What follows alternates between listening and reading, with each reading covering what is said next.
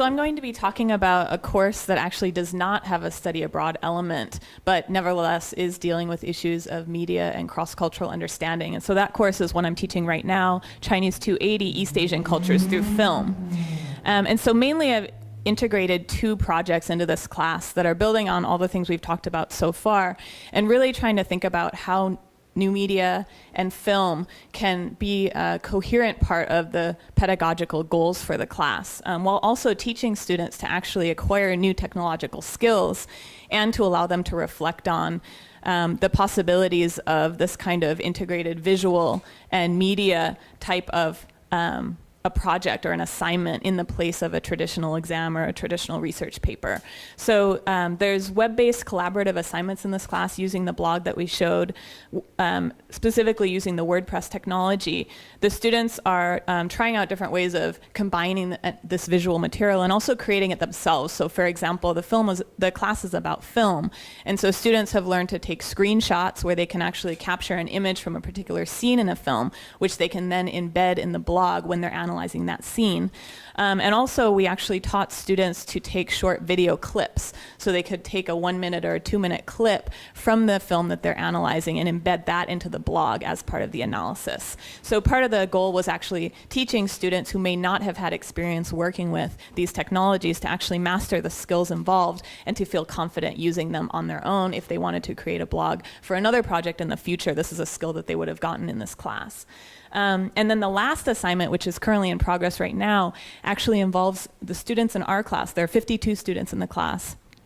They are matched up with students at Beijing Normal University in China who are actually majoring in English. So those students have a strong English language capability, and what we're doing is actually having the students select two films that they watch with their Chinese partners. And so they have, it's similar to what Jim was talking about. It's an evolving process that has a time frame, so it takes about a month. And what the students are required to do is to set up 3-hour-long Skype conversations with their Chinese partners. So in the first conversation, they get to know each other, and I give them a whole list of possible topics to talk about, such as their favorite films, their goals, their experiences, where they're from. In the first conversation, they have to select one American film and one Chinese film that both deal with similar themes that they'll then watch. The second conversation, they spend an hour discussing their responses to those films. And then in the third conversation, they work together to decide how they want to use their blog to actually capture and reflect their experience. And then they create a blog that reflects that conversation and experience that they had. So that's the second of the two projects. So now I'm going to talk about the first project. This project is already complete. So the first part of the class was actually a 3-week unit in which students watched classic Hollywood films. So not the films that are pictured here, but actually classic Hollywood films, and looking at 3 main themes. So the depiction of East Asia through the discourse of the Yellow Peril, the depiction of East Asia through the discourse of Orientalism, and then finally through the discourse of the Cold War. So students were able to gain conceptual knowledge for analyzing the representations of East Asia in Hollywood films. And then for the assignment, they actually had to watch a contemporary Hollywood film that used some of these same discourses. And the goal, of course, was to help students to watch the film critically and to assess the way that East Asia was being represented. And so what they actually did was, I split them into groups of 4 to 5 people in each group, and each group was assigned a film to watch, to discuss, and then to create a blog that would analyze that film.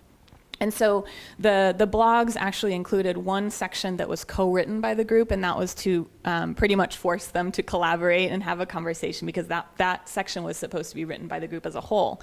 And then each student would have their own individual analysis based on a particular theme that interested them. So the teaching objectives for this assignment was, of course, to practice film analysis and to do that collaboratively, but then also to actually acquire WordPress editing skills and to practice conveying their ideas using the visual and the film elements. And so they were required, for example, to embed screenshots and to embed video clips into their blogs.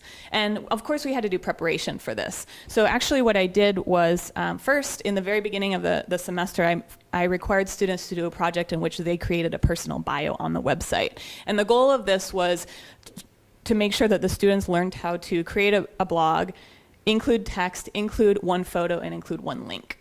And that was the first preparation for the assignment. Then we also had, obviously, the course content that was preparing them to analyze the films. And we had 2 in-class WordPress tutorials led by Mike Bloom, who probably most of you know, he's a technology assistant here. And then I also, with Mike Bloom's help, created a tips worksheet that actually gave step-by-step instructions for students who had more questions outside of class and really needed to look at the process of how to create the video editing, for example. And so by the time the students actually created the blog, and here's just an example, so you can see the blog has text and it has images.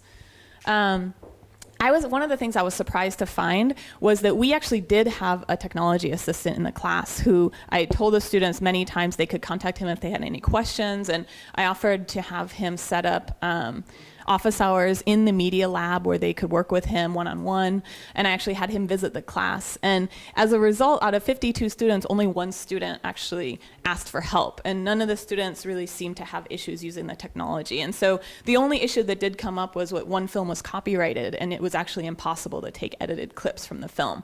And so students did come to me for that issue, but for everything else, it seemed that students had very little problem using the technology.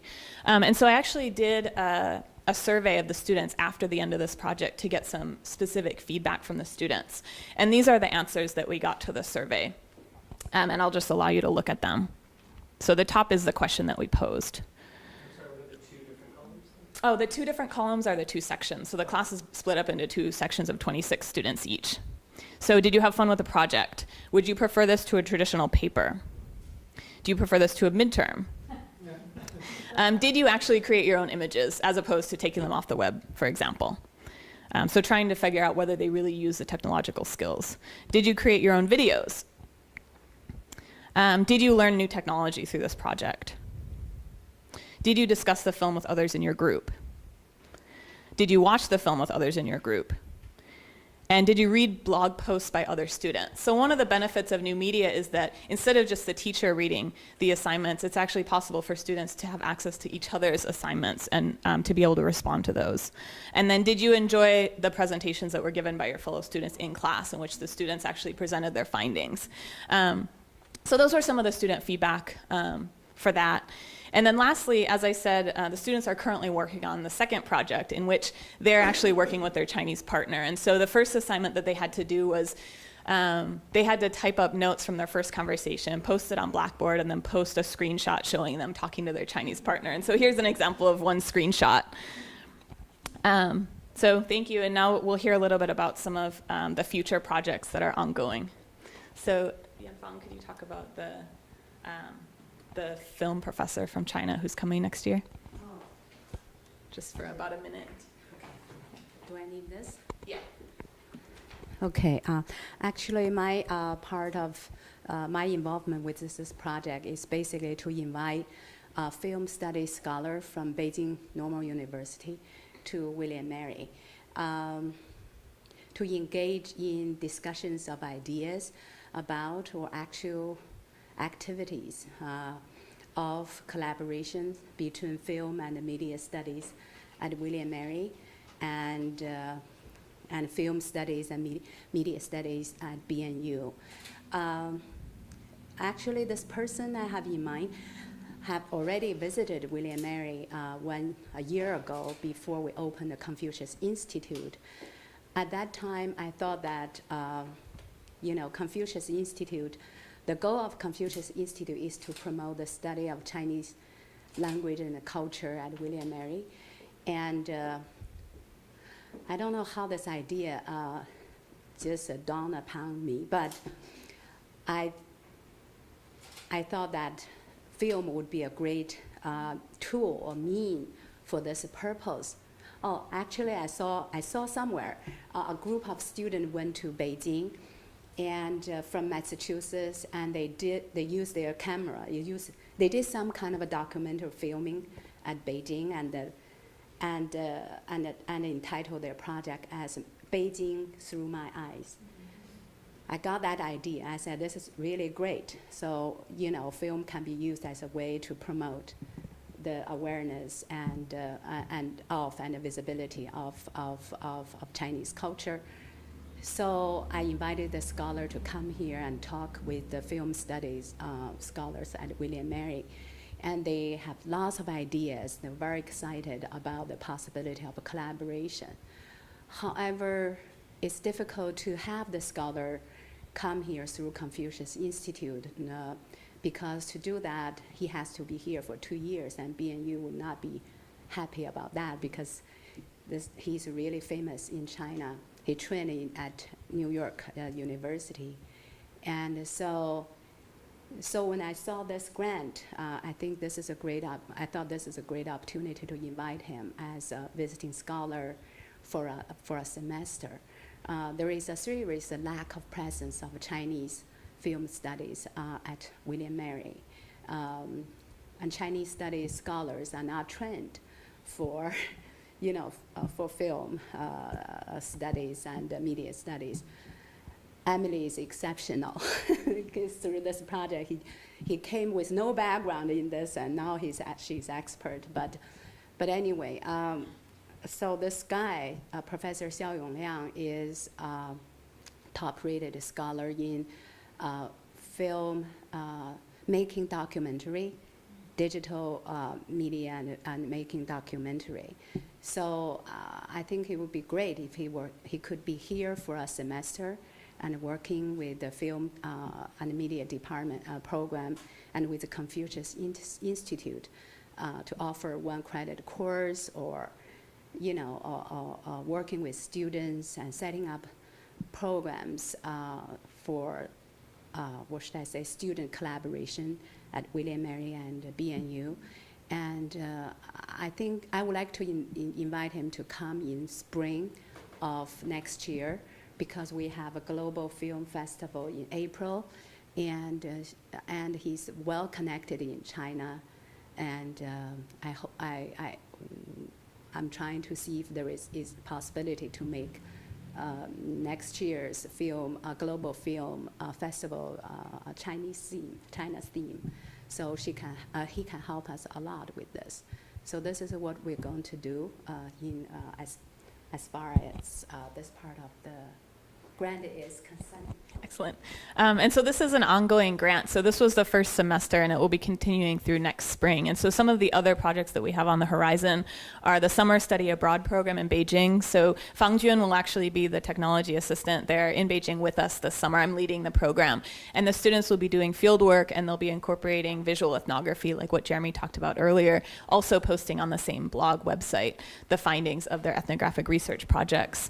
In the fall, we hope to actually involve Chinese students who are on campus at William & Mary, because there are increasing numbers of those, as we all know, and to actually allow students at William & Mary to do their own comparisons of higher education based on their experiences studying both in China and in the United States. And we hope to, again, use visual storytelling and documentary as part of that project. Also, FLAVA, which is the Foreign Language Association of Virginia, they do have their annual meeting in Williamsburg, and so we plan to have a panel at that conference in which we present some of our findings from this project. Mahua, do you remember the date? The date is going to be 15th of October. 15th of October. And then lastly, we have produced, and we will continue to produce, a resources page, and I'd like you, Peng, to talk about that.